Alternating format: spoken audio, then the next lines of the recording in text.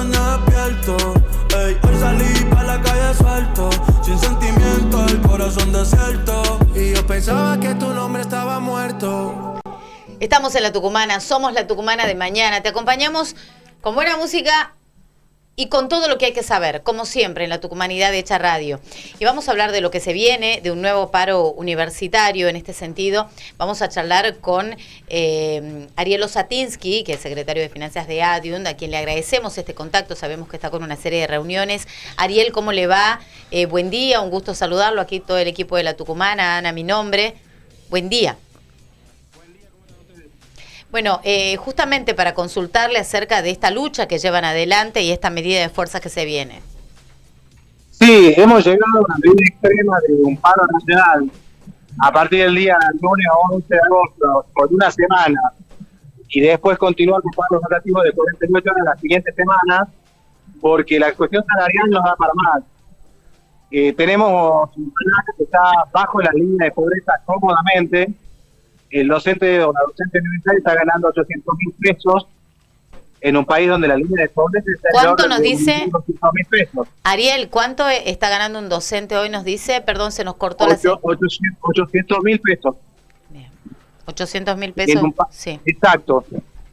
En un país donde la línea de pobreza está cerca de 1.200.000 pesos. 1.200.000, sí. Sin contar lo que son servicios y todas esas cuestiones que no contemplan la canasta básica. Entonces, es una situación salarial insostenible. No llegamos a fin de mes. Más de 10.000 colegas han dejado su trabajo porque no les alcanza el sueldo. Otros han ingresado al pluriempleo. Además de ser docentes, hacen otro tipo de actividades para poder vivir. Y además la cuestión presupuestaria que también, obviamente, hay que atender. Nosotros no podemos seguir con la humo presupuestaria que tenemos.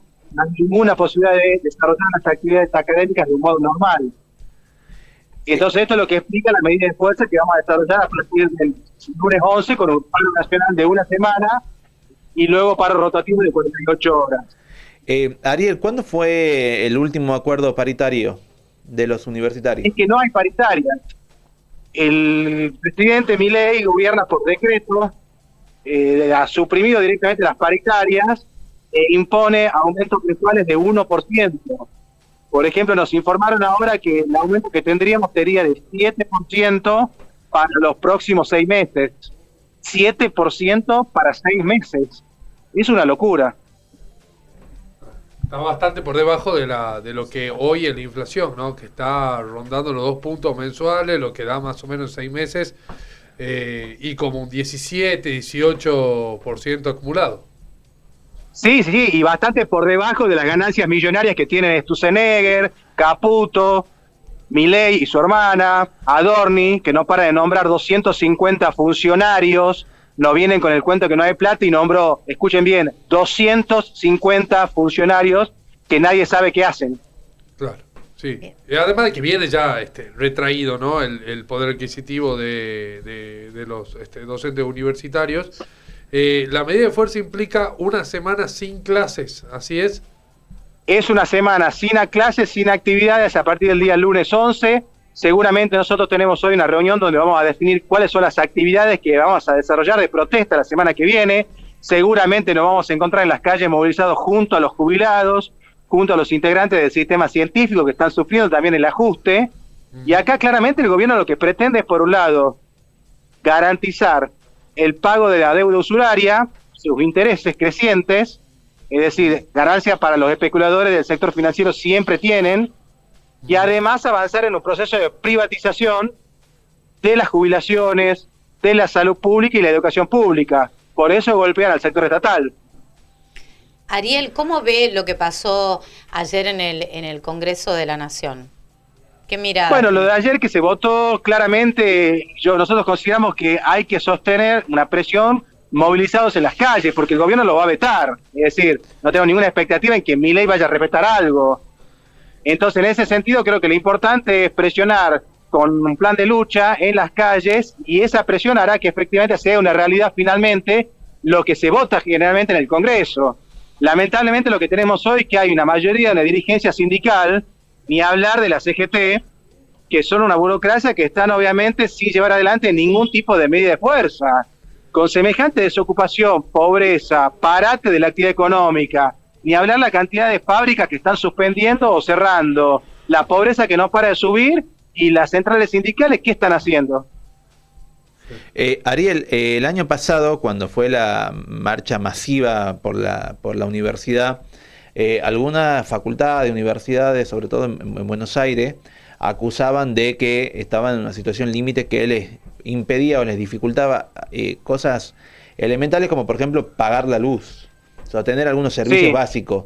En Tucumán, ¿dónde es más palpable esa retracción presupuestaria? ¿Dónde lo está notando? Además del bolsillo de cada trabajador de la universidad, por supuesto, en cuanto a lo salarial, pero lo más palpable, ¿dónde se está haciendo más evidente esa retracción presupuestaria y cuál es la situación acá en Tucumán específicamente? Mira, yo creo que en general en la UNT, en las facultades o en las escuelas preuniversitarias, hay distintas carencias en donde uno puede ver esto palpable y visible. Es decir, tenemos desde problemas con el agua, falta de internet, baños que no están en condiciones, precariedad edilicia, falta de elementos y recursos. Cuando vos recorres aulas, laboratorios y talleres, el esfuerzo que hacen los estudiantes y la docencia para sostener las actividades, bueno, realmente es de destacar. Ahora bien, no tenemos mucha claridad en relación a los fondos de la UNT porque eso siempre permanece oculto a la comunidad. Y en ese sentido también una crítica a los rectores, porque los rectores que integran el Consejo Interuniversitario Nacional, más que ponerse del lado de lo que son los reclamos y las medidas de fuerza, siempre están cuestionando y siendo correa de transmisión del ajuste. Hay otra pata fundamental que sostiene a las universidades, que es el área de investigación, el CONICET. Ustedes ayer estuvieron acompañando la movilización.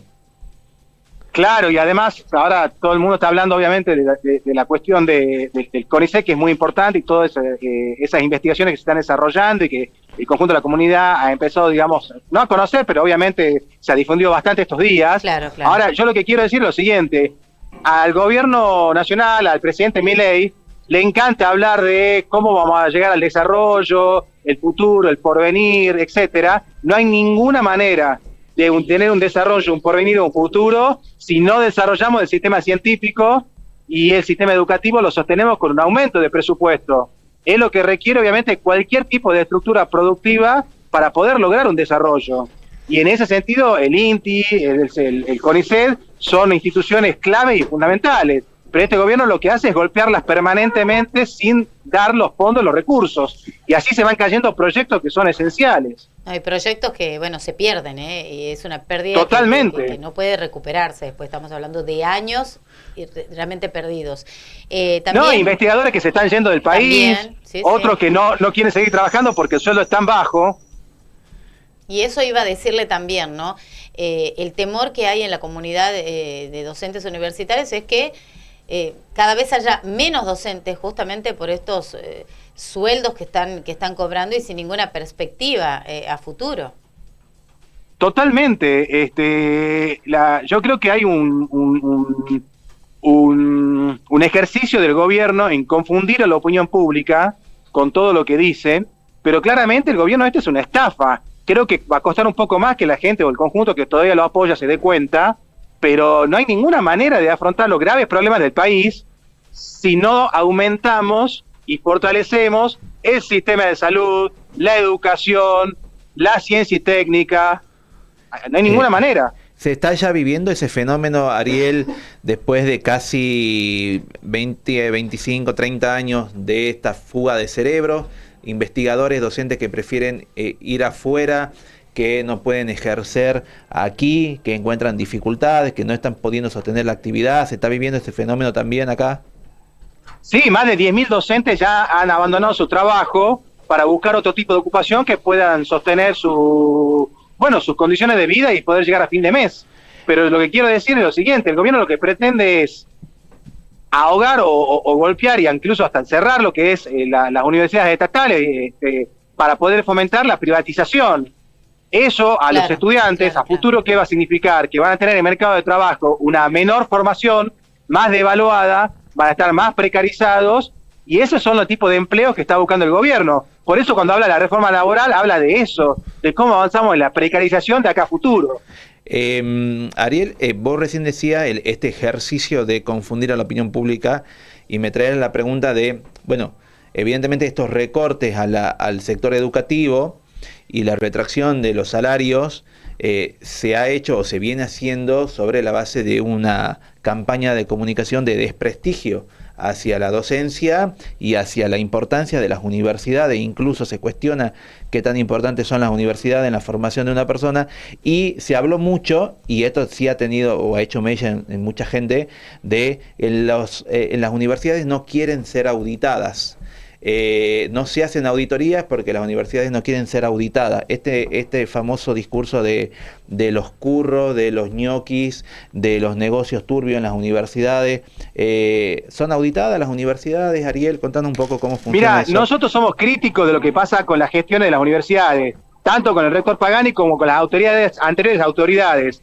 Ahí está el juicio de Cerrizola, el ex rector, que es un emblema de la impunidad y la corrupción que hubo con los vínculos con la mega minería contaminante de la lumbrera, pero creo que es uno de los problemas es ese, obviamente, que siempre hay como un ocultamiento de cuál es el destino que tienen el presupuesto de las universidades. No hay claridad, no se informa, pero también eso no puede dejar de ocultar el otro grave problema que tenemos, que es el ahogo presupuestario, que es una realidad. Es decir, no se trata solamente de ver cuál es el destino que tienen los pocos fondos que hay hoy, sino que el debate también es por qué hay pocos fondos. O sea, debemos tener una triplicación de presupuestos por lo menos, y también obviamente seguir reclamando, clarificar qué destino se le da a los fondos. ¿El paro va a ser con movilización, Ariel, la semana próxima? Vamos a estar seguramente movilizados el lunes por la mañana. Hoy tenemos una reunión, vamos a terminar de definir eso, pero vamos a estar movilizados desde ya el miércoles que viene junto a jubilados en Plaza Independencia. Ahí hay uno de los mejores alumnos del gobierno nacional de Milei, que es el gobernador Jaldo, que acompañó todo el ajuste desde diciembre de 2023 en adelante, una vergüenza. Y en ese sentido, movilizados seguramente con una asamblea general el próximo jueves para ver el jueves de la semana que viene cómo continúa el plan de lucha. Muy bien, Ariel. Sabemos que está próximo a una reunión, agradecerle este tiempo y vamos a charlar nuevamente en los próximos días para ver cómo continúa. Muchas gracias a ustedes. Hasta luego. Ariel Osatinsky, secretario de Finanzas del gremio de ADIUNT, en el marco de la protesta que se viene, este paro nacional universitario de casi una semana, porque es del lunes al jueves, porque el viernes no laborable. Claro, el viernes no laborable, pero recordemos un plan de lucha que se viene llevando adelante hace varios meses. En el marco de esto que sucedió ayer, de media sanción a proyecto que se vota por segunda vez de ampliación de presupuesto universitario, acá la DIUN, la CONADU histórica, que es la que reúne a los gremios en las provincias, paro en todo el país de lunes a jueves, y después el jueves van a tener una asamblea, lo decía recién Osatinsky, acá en Tucumán, para determinar la continuidad del plan de lucha, pero una semana completa paro en todas las facultades de la UNT, de las universidades, de la facultad de la UNT y en las escuelas experimentales. Muy bien, vamos a estar después siguiendo de cerca este tema. Antes de ir a la pausa, me gustaría compartir una información que está en el Tucumano, que está vinculado con estos incendios. Y mientras leo la información, te pido, Leoncito, hay un número que ha difundido el Ministerio Público Fiscal para hacer denuncias con respecto a la quema de cañaverales. En plena acción, titula el Tucumano esta nota. ¿Por qué? Porque ayer nosotros llegué a la radio, acá al diario, y les contaba, la verdad que no se veía nada en la ruta como consecuencia de la quema de no sé si era cañaverales, pastizales, rastrojos, pero quema de algo era a la vera de la ruta de la nueva traza de la 38. En horas de la mañana no se veía nada. Y ahí se conocía la información que 2 personas habían sido aprehendidas en el departamento Monteros, en la zona de Sargento Moya, por miembros de efectivos de delitos rurales y también otras fuerzas, encontrados infraganti, quemando rastrojos, quemando pastizales en fincas. Y a partir de allí se difunde un número del Ministerio Público Fiscal para que se pueda denunciar, porque lamentablemente, a pesar de estar prohibida esta práctica criminal, la siguen llevando adelante porque no les importa absolutamente nada. Estamos hablando de cuidar los bolsillos propios y no tomar conciencia que se pone en riesgo la vida de la gente. Bueno, esta nota destaca el tucumano, en plena acción. Aprenden a un sospechoso de provocar incendios en cañaverales, pero esto ya en Simoca. La situación resultó en el momento aún más grave por la proximidad entre la finca y las rutas, lo que incrementó, por supuesto, el peligro para los automovilistas. Recordemos que Tucumán se encontraba bajo alerta extrema por incendios forestales, ¿no? Bueno, en este contexto, un hombre fue aprehendido tras ser sorprendido cuando quemaba intencionalmente pastizales en un cañaveral que está ubicado en la ruta provincial 325 y la nueva traza de la ruta 38. ¿Cuál es la ruta 325? Una arteria peligrosísima donde hay siniestros viales casi todos los fines de semana, una ruta que realmente está en pésimo estado. Es la ruta que une Simoca con Monteros. Bueno, en la intersección de esa ruta, porque por ahí pasa la nueva traza, estaba este hombre llevando adelante esta práctica que está prohibida. El procedimiento lo realizaron efectivos de la División Simoca número 5, quienes patrullaban preventivamente la zona en el marco de estos operativos dispuestos por la Dirección General de Delitos Rurales y Ambientales, bajo la coordinación de la policía. Según se detalla, este hombre se encontraba en plena acción cuando el personal lo interceptó. O sea, estaba en esos momentos quemando pastizales y rastrojos. Por eso, recordemos que esto está prohibido.